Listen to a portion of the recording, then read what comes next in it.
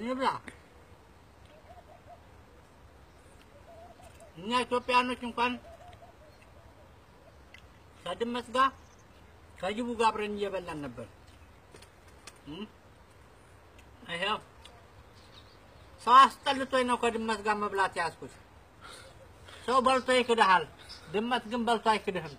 አይሄው ዛሬ ጓደኛ አድርጎ አብሮ ተመብላት ከድመት ጋር አንድ ላይ መብላቱ ይቀላል ብዬ ነው።